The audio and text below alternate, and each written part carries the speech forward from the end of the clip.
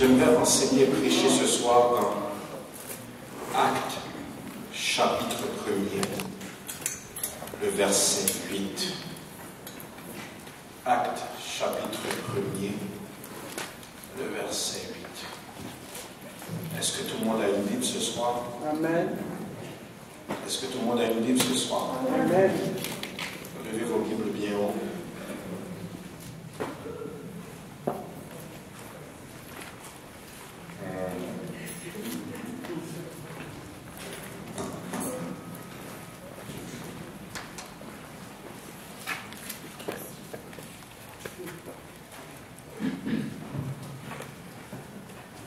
Nous allons voyager tranquillement dans la révélation.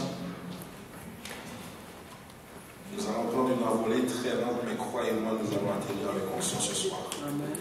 Mais j'aimerais que nous puissions ressortir de ce lieu, enseigner, édifier, transformer et encourager.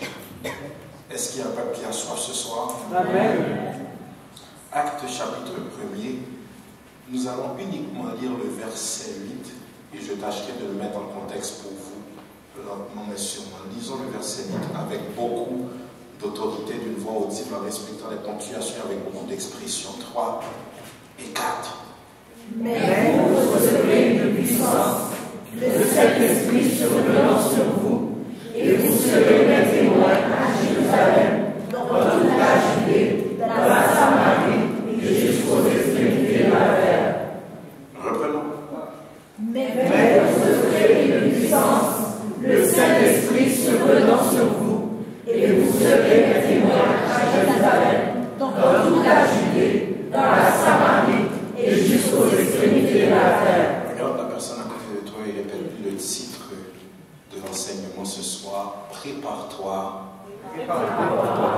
C'est à ton tour. C'est à ton tour. Reprenons. Prépare-toi. Prépare-toi. C'est à ton tour. C'est à ton tour. Prenez place. Je vais enseigner ce soir sur prépare-toi. C'est à ton tour. Même dans une dimension sportive, c'est la bonne saison. Ce titre peut être appliqué de manière très exacte et de manière très actuelle. Pour le Canadien, le mercredi qui vont commencer les séries éliminatoires, les 82 matchs de pratique sont terminés. Et la vraie saison va commencer. Je reprends. Les 82 matchs de pratique sont terminés. La vraie saison va commencer.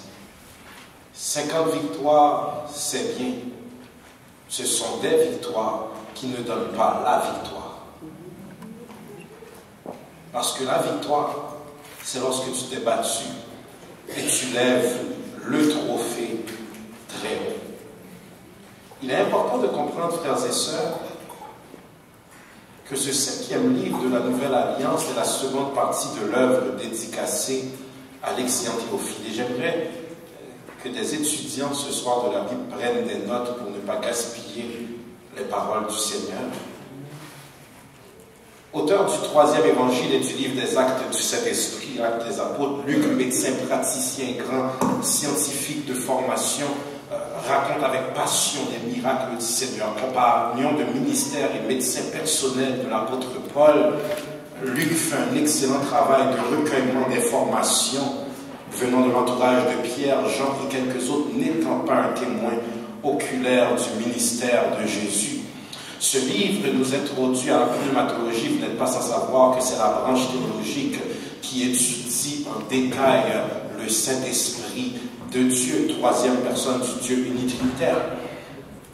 Ce sont les actes du Saint-Esprit à travers des hommes ordinaires investis d'une puissance extraordinaire pour faire une œuvre révolutionnaire. Vous n'êtes pas sans savoir que c'est le livre du grand départ, livre de la grande arrivée. Le grand départ, c'est « Je serai avec vous, j'ai été avec vous je vous ai enseigné et maintenant je dois partir. Mais la promesse est faite dans Jean 14, 18 à 19. Je m'en vais, mais je ne vous laisserai pas orphelins. Mais il faut que je m'en aille afin qu'il vienne. Je ne vous laisserai pas orphelins. Et c'est avec certitude qu'il peut dire ces dernières paroles. Voici, je suis avec vous tous les jours jusqu'à la consommation des siècles. Quelqu'un dit non, jamais tout seul. C'est le livre du grand départ. Ce Christ qui a été avec eux, ce Emmanuel, Dieu avec nous, maintenant s'en va. Et dit, je ne vous laisserai pas seul, mais il faut que je m'en aille afin qu'il vienne. Et cette grande arrivée, quelle est cette grande arrivée?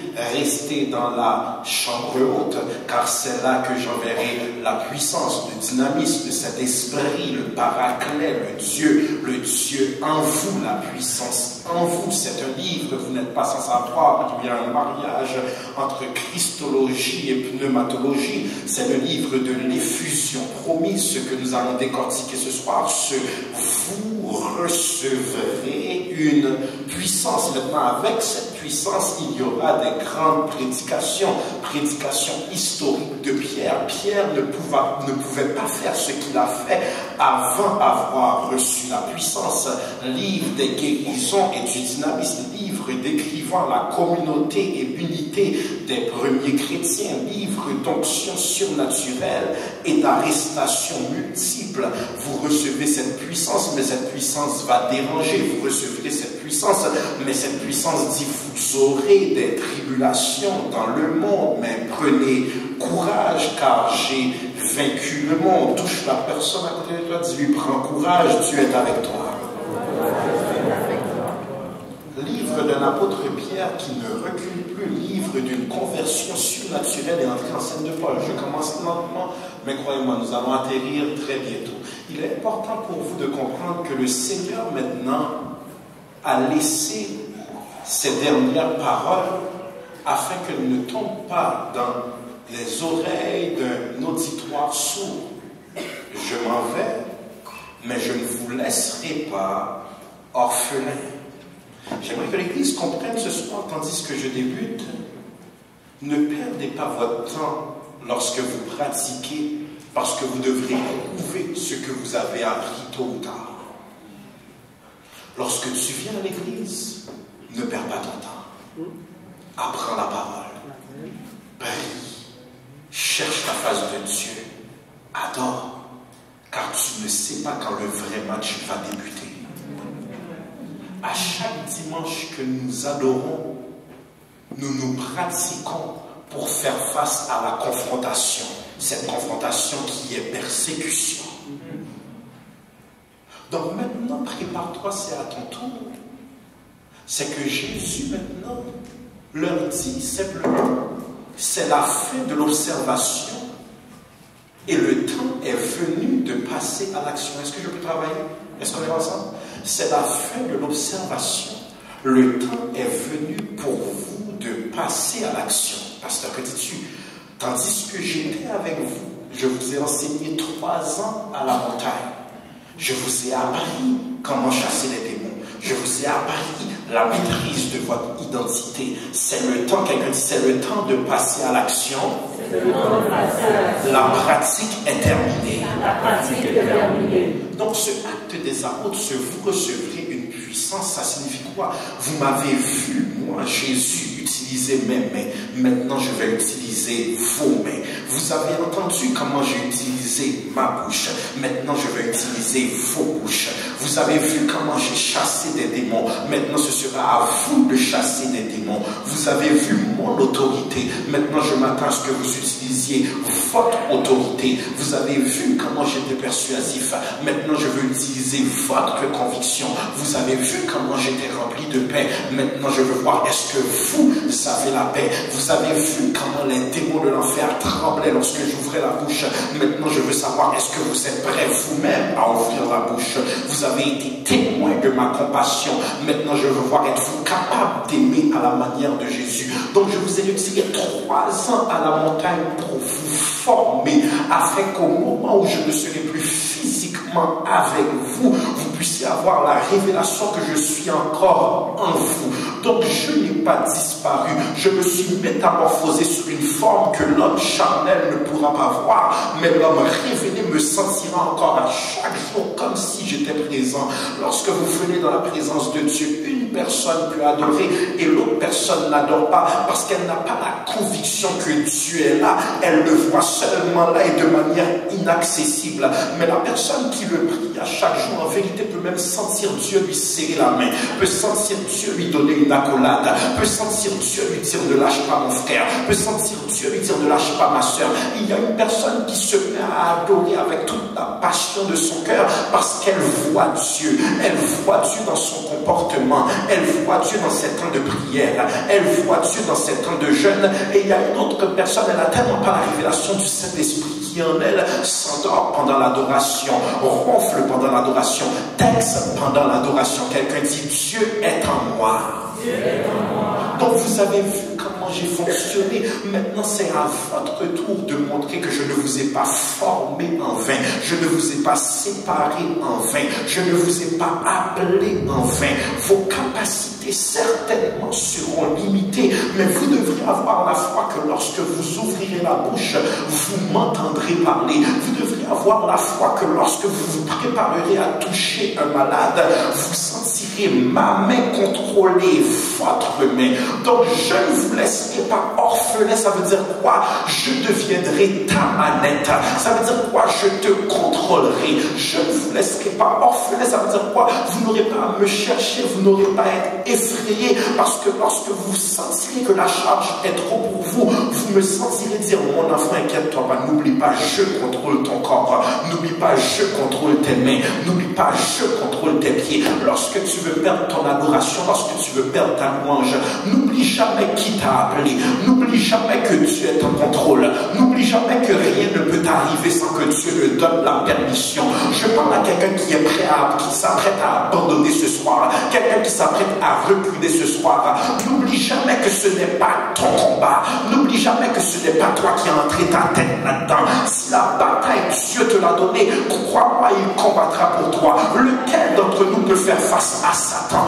Personne d'entre nous. Je ne peux pas rivaliser Satan, mais le Dieu en moi. Je ne peux pas repousser Satan, mais le Dieu en moi.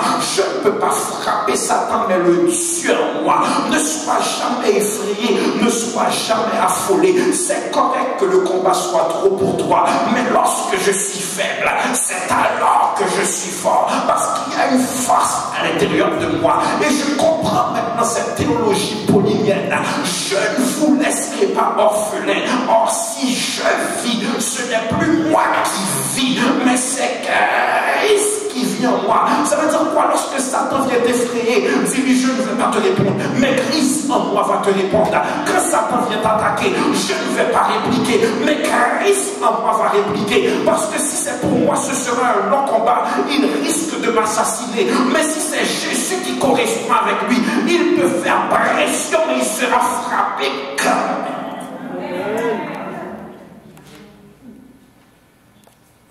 J'utiliserai vos mains, j'utiliserai vos pieds. L'enfer n'aura pas peur de vous, il aura peur de moi en vous.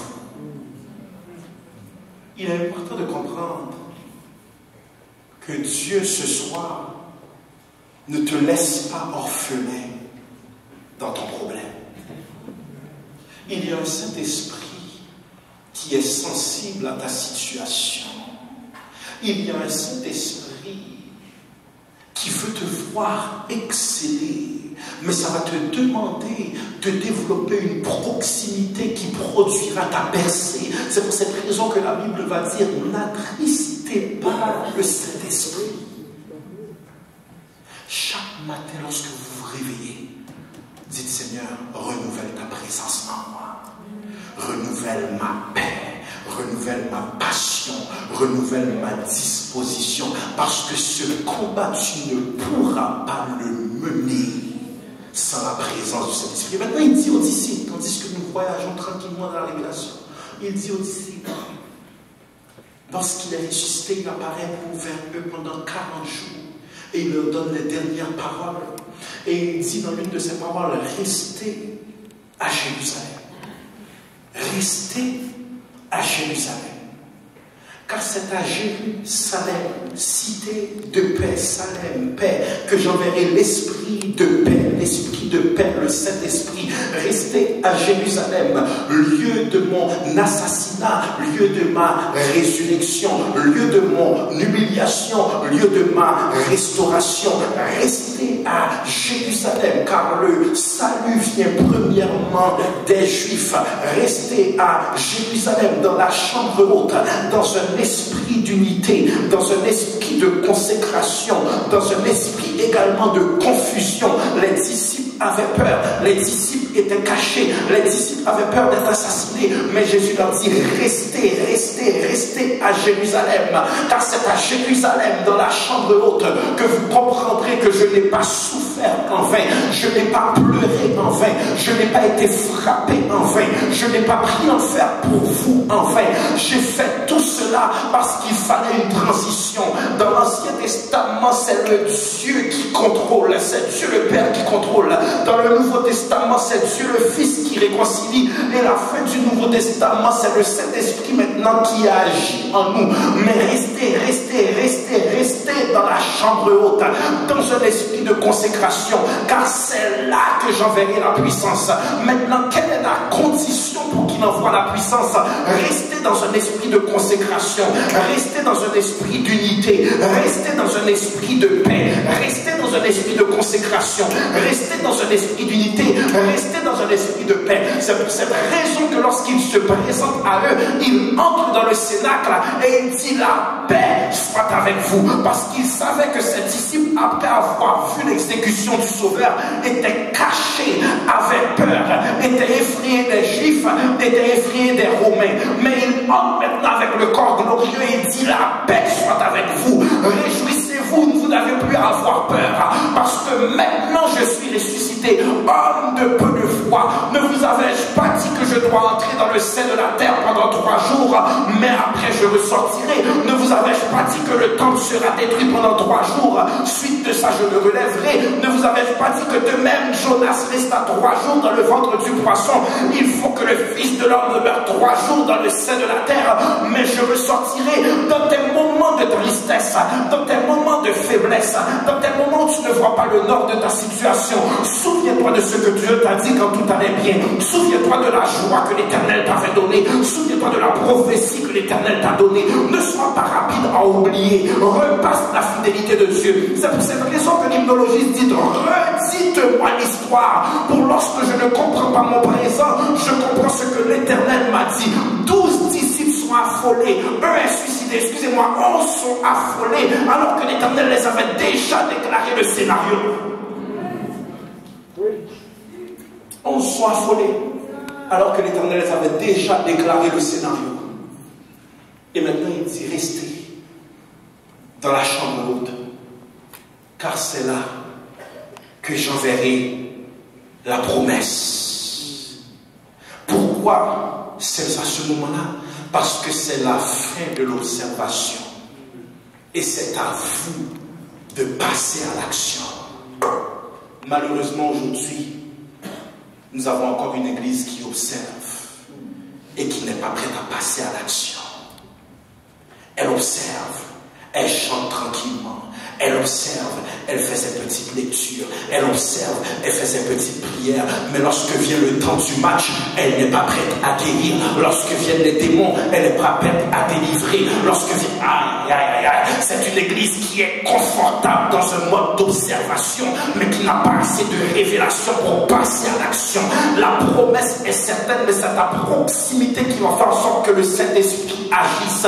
Donc à chaque fois que je prie Dieu, je pompe la puissance du Saint-Esprit en moi. À chaque fois que je jeûne, je pompe la puissance du Saint-Esprit en moi. À chaque fois que je lis ma Bible, je pompe la puissance du Saint-Esprit en moi. sans ma participation, sa présence sera un sommeil. Mais je dois réveiller le Saint-Esprit qui est en moi, parce qu'il ne va pas bouger tout simplement parce qu'il est en moi. Il va bouger parce que je fais ma part. Quelle est ma part? Je vais prier, il va agir. Je vais le chercher, il va se révéler. Je vais prier, il va guérir. Je vais me présenter, il va restaurer. Mais je dois faire ma part. Nous avons une église qui est trop confortable. Confortable dans la religion, confortable dans la dénomination, confortable dans les dogmes, confortable dans tout ce qui est baptiste, tout ce qui est pentecôtiste, tout ce qui est méthodiste, tout ce qui est rituel, tout ce qui est protocole. Nous empêchons le Saint-Esprit d'agir alors qu'il crie: je veux passer à l'IH-la-Fontaine, je veux passer à Sainte-Justine, je veux abolir la pauvreté. Mais l'église est assise. Le temps est venu que nous puissions comprendre que sa mort est ma vie. Et lorsqu'il a déchiré le voile du temple, il nous a invités à nous lever et savoir que nous avons nous accès dans le CDC pour dire: nous réclamons guérison, nous réclamons joie, nous réclamons prospérité. Le temps est venu que l'église du Seigneur se lève.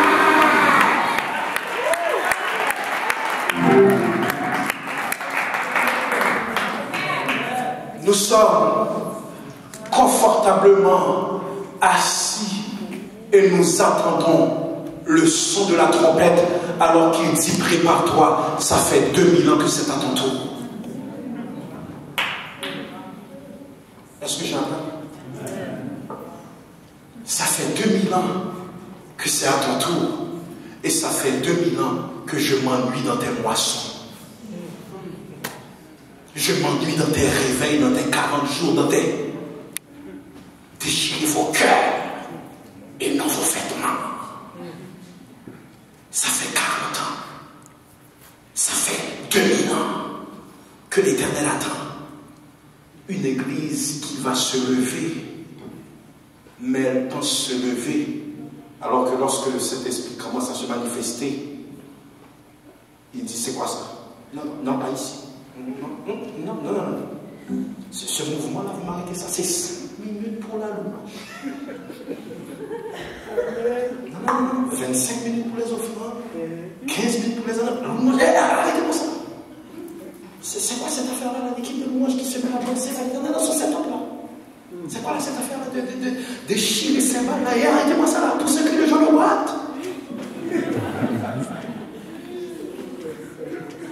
Nous prions pour les miracles, mais nous refusons celui qui donne les miracles. Nous soyons honnêtes. Nous avons notre version de l'église, pas son église. Nous avons notre version. Et il dit: restez dans la chambre haute. Ça ne pourra jamais être votre tour si vous ne recevez pas cette plénitude. Savez-vous pourquoi il y a encore plusieurs divisions parmi nous? C'est parce que nous sommes encore pleins des déchets de l'enfer. Mais nous n'avons pas encore la place pour la plénitude du Saint-Esprit. Car lorsque vient la plénitude du Saint-Esprit, il y a une indigestion des débris de l'enfer. Pasteur, que dis-tu? Pierre ne pouvait plus être plein de colère, il devait être plein d'onction.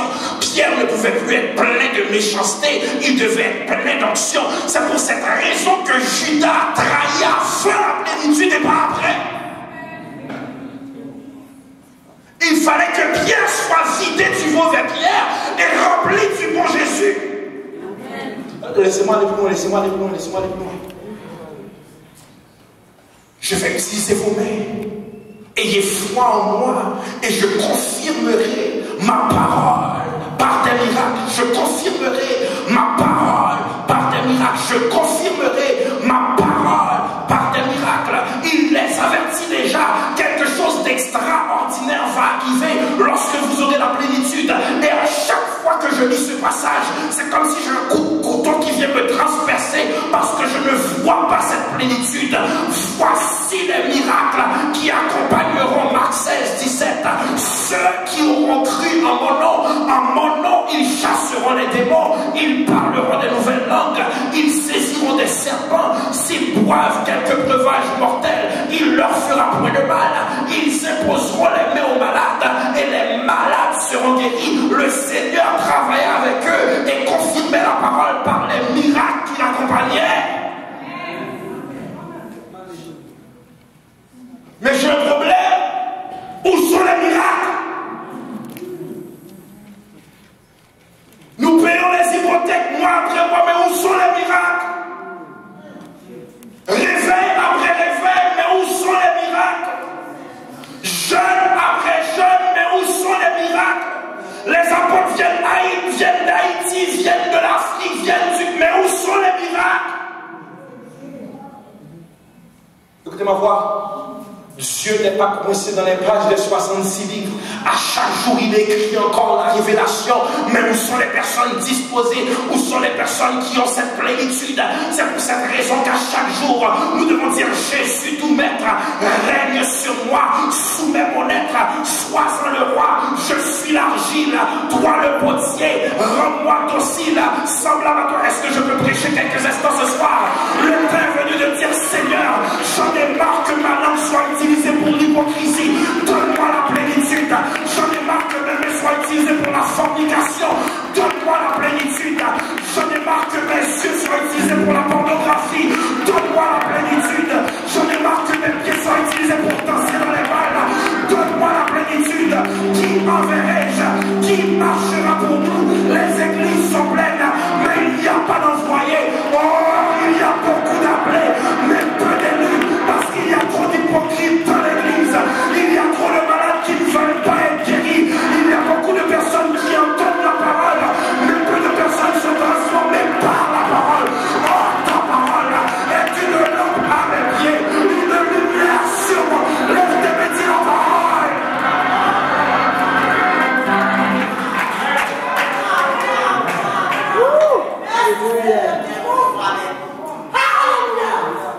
Il ne peut pas y avoir l'explosion de la gloire de Dieu sans la plénitude. Sans la plénitude. Il est important de comprendre que le Seigneur invitait les disciples à dire: la pratique est terminée.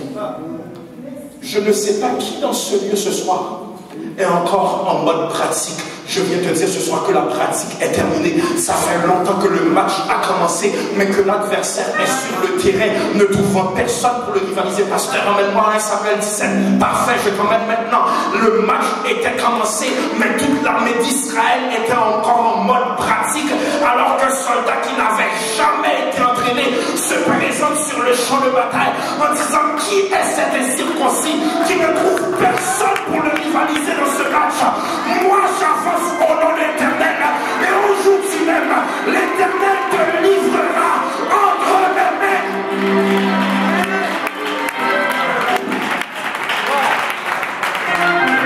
Est-ce que je peux là quelques instants? Est-ce que je peux travailler sur moi quelques instants? L'armée avait une épée, ne pouvait pas s'en servir. Elle avait une armure, ne pouvait pas s'en servir. Ça veut dire quoi? Elle avait la religion, mais pas la relation. Elle avait la religion, mais pas la révélation.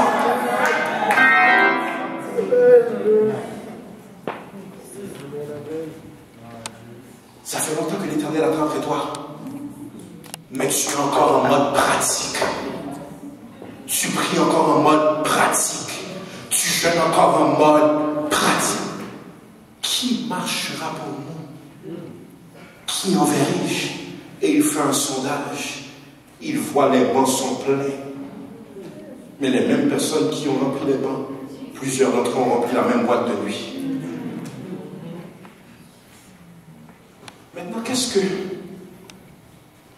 se prépare-toi, c'est ton tour pour être envoyé par Dieu. Il faut accepter de payer un lourd prix.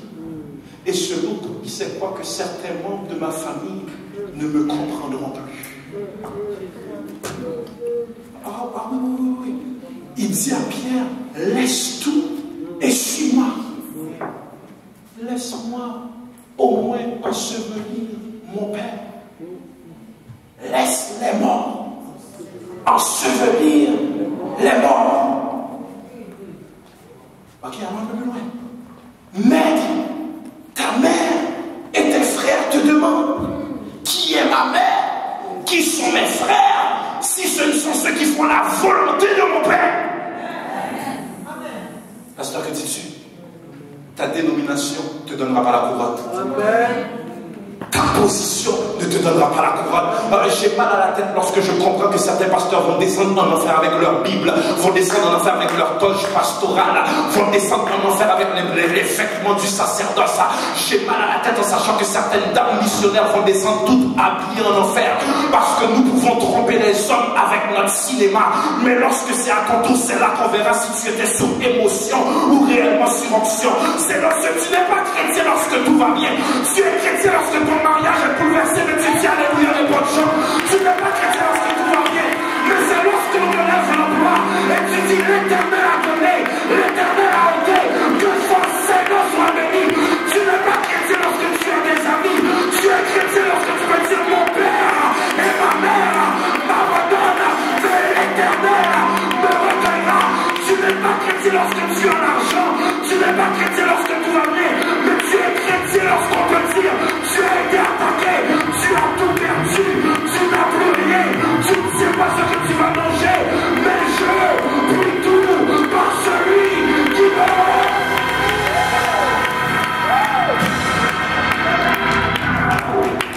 Il y a trop de personnes qui brillent lorsqu'il est déjà jour, mais qui va se lever pour briller lorsque c'est ténèbres.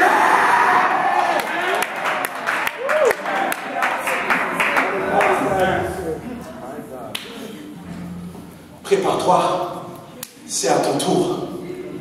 Tu n'as pas besoin de me prêcher après l'étude biblique. Prêche à celui qui n'a pas lu l'étude biblique. Amen. Qui va briller lorsque c'est la nuit? Je parle à quelqu'un ce soir qui est encore en mode pratique. Tu es comme un porc qui, après avoir été lavé, retourne dans ses excréments. Et l'Éternel te regarde et dit, ça fait longtemps que je veux t'envoyer, mais tu joues. Ce soir, nous allons avoir un temps de prière à la présence de Dieu pour casser le mode pratique. Je pense qu'il y a... Allez-y, mon frère. Ok, allez-y.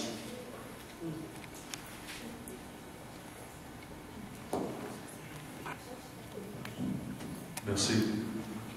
Pasteur, je reprends votre allusion au sport, au hockey. Si je comprends bien ce que vous avez expliqué, on n'est pas en première ronde, mais bien en grande finale déjà, pour la coupe. Comment concrètement, là, individuellement et collectivement, comment on fait pour sortir de cette zone de confort dont vous parlez, afin de ne pas être juste le docile adversaire, mais plutôt être celui qui met en mode attaque, celui qui impose le tempo du match? Excellent. Il me faut comprendre cette simple chose qui n'est même pas une dimension théologique. Réussir, c'est un choix. Exceller, c'est un choix. Briller, c'est un choix. L'adorer, c'est un choix. M'offrir en sacrifice, c'est un choix. En sorte que lorsque je n'étais pas en Jésus, Satan me contrôlait comme une marionnette.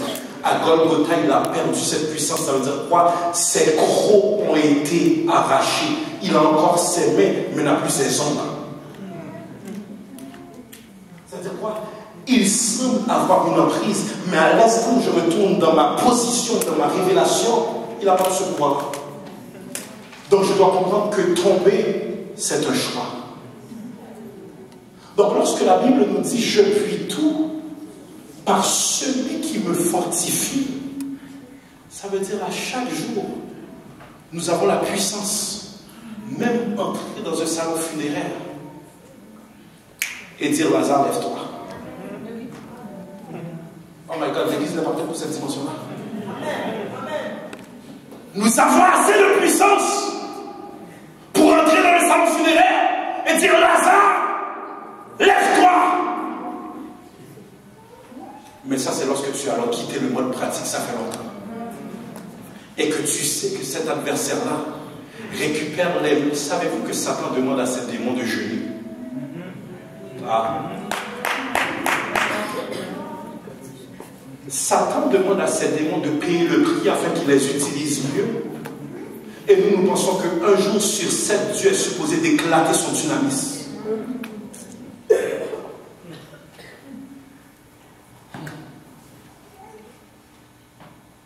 J'appelle un pasteur. Midi.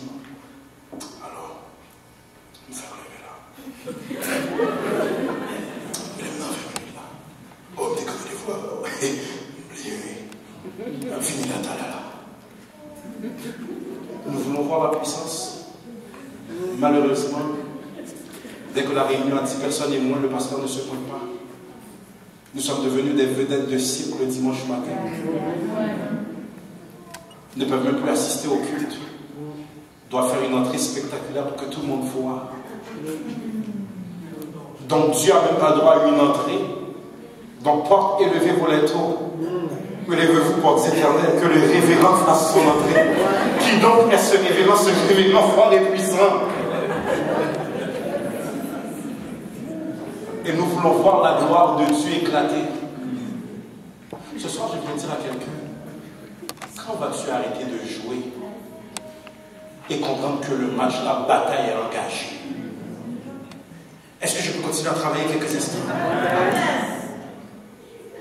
Lorsque vous vous préparez à passer en mode action, n'y allez pas sans comprendre que cet envoi viendra avec une grande persécution. Cet envoi viendra avec une grande persécution. Mais le Saint-Esprit prendra contrôle à la moindre zone de turbulence. Laissez-moi vous prouver ça dans la parole. Le Saint-Esprit prendra contrôle à la moindre zone de turbulence. Tournez avec moi Matthieu chapitre 10, 19 à 20. Matthieu chapitre 10, verset 19 à 20. Soyez bénis ce soir. Amen. Mais quand on vous livrera, ne vous inquiétez ni de la manière dont vous parlerez, ni de ce que vous direz. Ce que vous aurez à dire vous sera donné à l'heure même, car ce n'est pas vous qui parlerez, c'est le Saint-Esprit, c'est l'Esprit de votre Père qui parlera en vous. Verset 22 dit, vous serez haïs de tous à cause de mon nom, mais celui qui persévérera jusqu'à la fin sera... Celui qui persévérera jusqu'à la fin sera... Je viens parler à quelqu'un ce soir qui doit voir la persécution d'une autre manière. Maintenant, lorsque tu es persécuté, ne marche pas la tête baissée. Sois fier parce que cela prouve que tu es un vrai soldat. Cela prouve que tu es une vraie soldate. Donc cette même persécution qui provoquait ta démission, ce soir même commence à provoquer ta louange, commence à provoquer ta consécration, commence à provoquer ton adoration pour dire Satan, envoie ton meilleur coup de poing. Mais je ne suis pas quelqu'un qui accepte de démissionner. Satan, envoie ta meilleure rafale. Mais je ne suis pas quelqu'un qui accepte de démissionner. Vous aurez des tribulations dans ce monde. Prenez courage, car j'ai vaincu le monde. Ça veut dire quoi? Persécution, mais je serai là. Trahison, mais je serai là. Adversaire, je serai là. Attaque-moi dans mes finances, je serai là. Attaque-moi dans ma santé, je serai là. Attaque-moi dans mon ministère, je serai là. Car, oh Seigneur, ta grâce me suffit. Lève tes deux mains, dis je refuse d'abandonner. Lève tes deux mains, dis je refuse d'abandonner. Lève tes deux mains, dis Satan le diable. Je suis là pour rester. Satan le diable.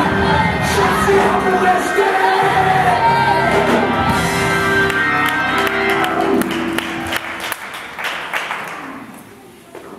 Je puis tout par celui. Prépare-toi, c'est à ton tour. Lorsque le Saint-Esprit est venu, quel était son rôle? Quel était son rôle? Quel était son rôle? Nous pousser dans la profondeur de Christ. J'aimerais que l'Église comprenne ça. Le Saint-Esprit n'est pas venu remplacer Christ. Il est venu installer, stationner Christ en nous. Je reprends. Le Saint-Esprit n'est pas venu remplacer Christ. Il est venu l'installer en nous. Ça veut dire quoi? J'ai été avec vous. Maintenant, je suis en vous et j'agirai par vous. Tournez avec moi Jean 16, Jean chapitre 16, verset 13. Quand le Consolateur sera venu, l'Esprit de vérité, Jean 16, 13, il vous conduira dans toute la vérité, car il ne parlera pas de lui-même, mais il dira tout ce qu'il a entendu et il vous annoncera les choses à venir. Encore un peu de temps, verset 16, et vous ne me verrez plus. Et puis encore un peu de temps, et vous me verrez, parce que je vais au Père. Verset 14, il me glorifiera, parce qu'il prendra de ce qui est à moi, et vous l'annoncera. Il est important de comprendre maintenant que l'Esprit de vérité vient pour installer Christ, qui dit « Je suis le chemin et la vérité ». La vie nulle ne vient au Père que par moi. Donc quand le Saint-Esprit vient, il fait comprendre aux apôtres. Vous pensiez comprendre Christ parce que vous avez marché avec lui. C'est maintenant que vous saurez qui vous êtes réellement. Vous pensiez le comprendre, mais non. Il y avait une dimension que vous n'aviez jamais connue lorsqu'il était là. Parce que comment m'expliquer que Pierre, maintenant, va se tenir devant les mêmes Romains à qui il a dit « Je ne l'ai jamais connu ». Et maintenant, dans Acte 4, il va dire « Jugez en vous-même s'il est convenable pour moi de me taire. Je ne peux pas ne pas parler de ce que j'ai vu et expérimenté. » Et il se tient devant les mêmes personnes. Mais lorsque tu as la plénitude, tu peux faire face à ce qui t'a fait reculer. Tu peux affronter ce qui t'a fait pleurer. Tu peux confronter ce qui t'a longtemps intimidé, parce que Satan semble très gore, très costaud, très gonflé lorsque tu n'as pas la plénitude. Mais dans ta révélation, il a sa vraie hauteur. Dans ta conviction, il a sa vraie hauteur. Laissez-moi retourner dans le Samuel. Goliath semblait très fort, semblait intimidant, jusqu'à temps que David lui montre que tu n'es que de la farine, ce n'est que du vent. Tu es fort pour qui tu es fort, tu es grand pour qui tu es grand, mais je ne viens pas en mon nom, je viens en son nom. Laisse-moi conclure ce soir. Le temps est venu pour toi d'apprendre à comprendre que tu n'as pas à te pointer dans le combat. Laisse le Jésus en toi se pointer. C'est ce qu'il dit. Je suis le Saint-Esprit, je prendrai contrôle de ta langue, je prendrai contrôle de tes mains. La seule chose que tu dois faire, laisse le Saint-Esprit t'utiliser. Oublie ta vengeance, enlève ton orgueil, enlève ta rancune. Tu ne peux rien faire. Laisse Jésus paraître. Le problème, le Saint-Esprit ne peut pas agir parce que certaines fois nous voulons trop parler. Nous croyons en notre justice, nous croyons en notre vengeance, mais dis à moi la vengeance, à moi la rétribution des méchants. Exode 14, l'Éternel combattra pour vous et vous garderez le silence. Le temps est venu pour toi de laisser l'Éternel parler, laisser l'Éternel agir. Le temps est venu de comprendre pour toi que ce n'est pas moi qui me battra, c'est le Christ qui se battra pour moi. Laisse l'Éternel agir, mais vous recevrez une puissance, le Saint-Esprit survenant sur vous, et vous serez mes témoins dans la Jérusalem, dans la Judée, dans la Samarie et jusqu'aux extrémités de la terre. Maintenant, nous sommes appelés en tant qu'Église à comprendre que c'est notre tour. C'est notre tour d'évangéliser. C'est notre tour maintenant d'arrêter d'être le meilleur ami de la mort spirituelle. Je peux m'arrêter là quelques instants. Ça fait 2000 ans que l'Église est le meilleur ami de la mort spirituelle. Les démons viennent, nous n'arrivons pas à les chasser parce que nous sommes amis de la mort spirituelle. Les malades viennent, nous n'arrivons pas à les guérir délire parce que nous sommes amis de la mort spirituelle. Est-ce que je peux travailler ça quelques instants? La religion, c'est le meilleur ami de la mort spirituelle. La religion, c'est palliatif. La mort spirituelle, c'est que. Je reprends. La religion, c'est une église en soins palliatifs qui semble être vivante, mais qui est en respiration artificielle. Amen.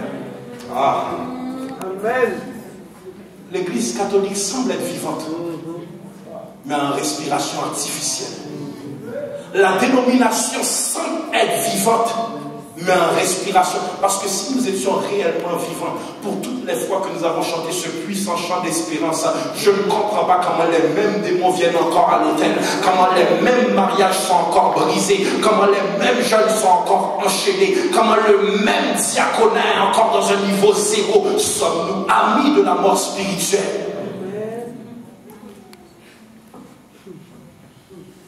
Est-ce que je peux prêcher quelques instants? Celui qui n'évangélise pas est ami de la mort spirituelle. Et le temps est venu pour nous, Église, de comprendre que c'est à notre tour. La Bible dit aussi la création attend avec un désir ardent la manifestation des fils de Dieu. Le temps est venu pour nous qui avons la vie, d'emmener la vie dans les systèmes de ce monde et de comprendre qu'à Hollywood, ils sont des millions, mais sont des morts vivants. Ils conduisent des Rolls-Royce, des Bentley, des Maserati, mais sont des morts vivants. Ils portent toutes sortes de bijoux, mais sont des morts vivants. Le temps est venu pour nous de faire comprendre que si tu n'as pas Jésus, tu penses vivre, mais tu ne vis pas. Tu penses être heureux, mais tu n'as pas être heureux. Le temps est venu pour l'Église d'arrêter de prêcher toutes sortes de formules et laisser Jésus prêcher. Si la prédication de la croix n'est pas prêchée, ce n'est pas l'évangile. Arrête-toi avec nos questions de réforme par-ci, réforme par-là. Prêchons la christocentricité. Quelle est cette christocentricité?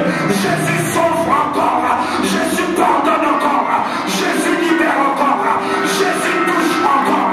Le temps est venu pour l'Église d'arrêter le mode pratique et dire: Satan, ton règne de terreur à Montréal est terminé. Tu as assez attaqué ma famille, ça s'arrête là. Tu as assez attaqué mon mariage, ça s'arrête là.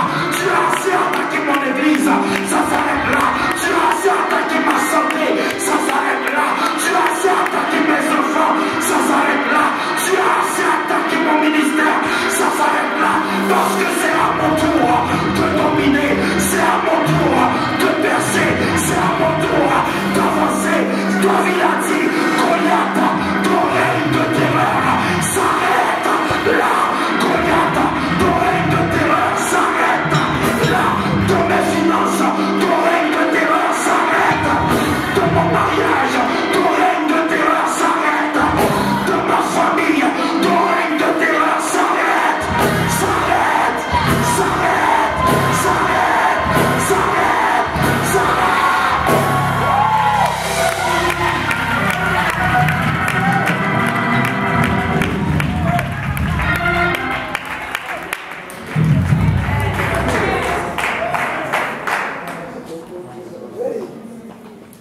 Je ne veux pas savoir depuis combien de temps ce règne de terreur est là. Dans le nom de Jésus, c'est à mon tour. Et Satan, ton règne de terreur s'arrête. Non.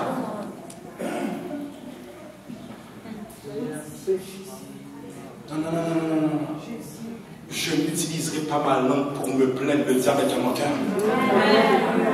J'ai utilisé ma langue pour le rappeler qu'il est défait depuis Golgotha. Quels sont ceux qui veulent donner un stop immédiat au règne de terreur que Satan opère dans tes finances? Avance maintenant. Au règne de terreur qu'il opère dans ta santé, avance maintenant. Au règne de terreur qu'il opère dans ta famille, avance maintenant.